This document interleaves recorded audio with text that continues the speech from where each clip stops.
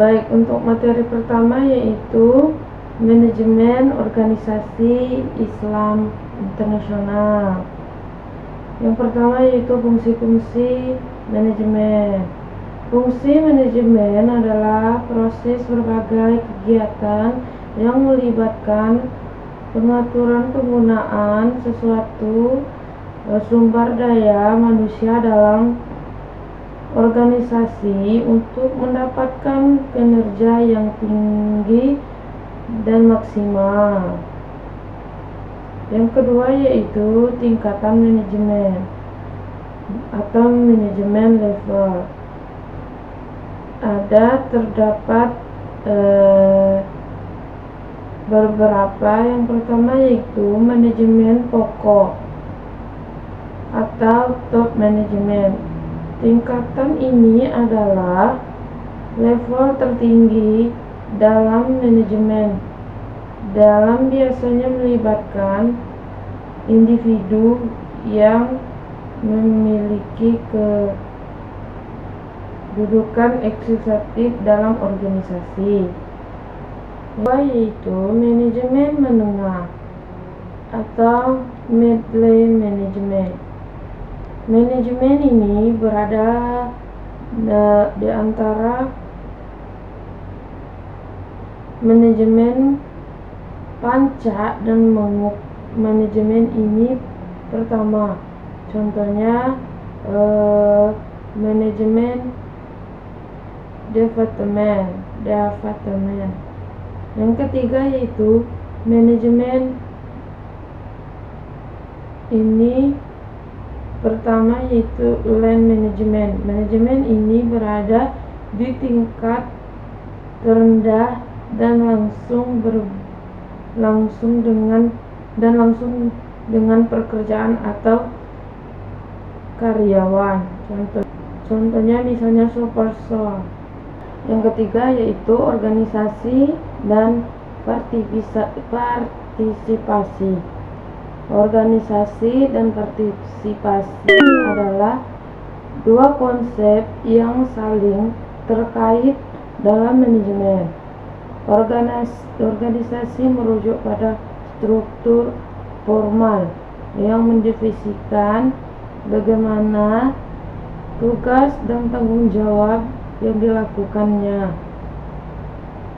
Kedua yaitu partisipasi merujuk pada keterampilan aktif individu atau kelompok dalam proses pengambilan keputusan dalam organisasi. Dari kedua yaitu organisasi dalam Islam. Yang pertama yaitu manajemen dalam Islam. Manajemen dalam Islam adalah suatu proses yang melibatkan pengaturan dan pemasaran untuk mencapai tujuan yang setujuan dan dalam ajaran Islam. Yang kedua yaitu organisasi dalam Islam. Organisasi merupakan interaksi yang dalam sebuah wadah untuk melakukan dan buah tujuan yang sama. Islam terdapat 3 prinsip dalam organisasi Islam. Pertama, prinsip ubudiyah, pengabdian dan dari terhadap Allah. Kedua, prinsip madudiyah. Prinsip ini menuntut seorang penghuni dan ahli organisasi supaya senantiasa berwaspada dan mengikat. Ketiga yaitu prinsip itqan. Prinsip ini menentukan bekerja dan mencapai perhitungan dan pengurusan kepentingan setiap anggota dikehendaki. Yaitu manajemen organisasi dalam pengelolaan.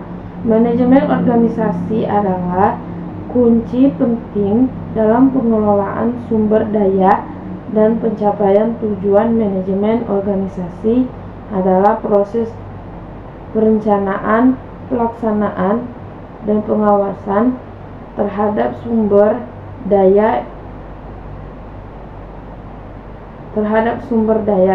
Untuk selanjutnya yaitu faktor yang mendorong manajemen dalam organisasi. Ada beberapa faktor yang mendorongnya. Yang pertama yaitu tujuan organisasi. Manajemen bertanggung jawab untuk mencapai tujuan organisasi. Yang kedua yaitu kinerja organisasi. Manajemen juga bertanggung jawab untuk mengangkat kinerja organisasi. Yang ketiga yaitu perbedaan langkah-langkah. Yang ketiga yaitu perubahan langkah-langkah. Langkah bisnis yang terus berubah mendorong manajemen untuk beradaptasi. Yang keempat yaitu teknologi. Teknologi mempengaruhi cara organisasi, yaitu organisasi internasional. Penggolongan organisasi internasional. Organisasi internasional adalah pola kinerja yang sama yang melintasi konteks tiga negara dan struktur organisasi yang jelas dan lengkap. Yang kedua yaitu manajemen organisasi dalam pengelolaannya. Yang ketiga yaitu manajemen organisasi dalam pengelolaannya. Manajemen organisasi adalah proses perencanaan, perorganisasian, pengarahan, dan pengendalian sumber daya organisasi untuk mencapai tujuan yang telah diperkirakan dalam konteks pengelolaan. Untuk selanjutnya yaitu sarana organisasi dalam manajemen internasional. Mencatat berbagai elemen yang mendukung pelaksanaan kegiatan bisnis atau organisasi di tingkat internasional. Yang keempat yaitu dasar fundamental manajemen internasional, mencakup prinsip-prinsip yang membentuk tradisi untuk pengelolaan. Selanjutnya yaitu dasar fundamental manajemen internasional, mencakup pemahaman tentang pesan global, kesamaan soal terhadap buatannya dan etika lokal, kepatuhan hukum internasional, pengembangan strategi.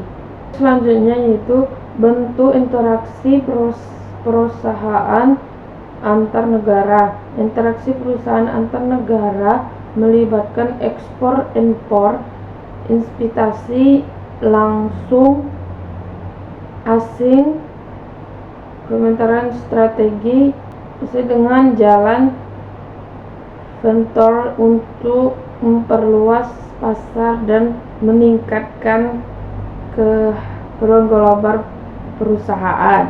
Untuk yang terakhir, manfaat ekspor dan impor. Ekspor membantu meningkatkan pendapatan dan memperluas pasar perusahaan, sedangkan impor mendapatkan akses ke sumber daya, diprediksi dan mendorong investasi serta kompleks di pasar keduanya.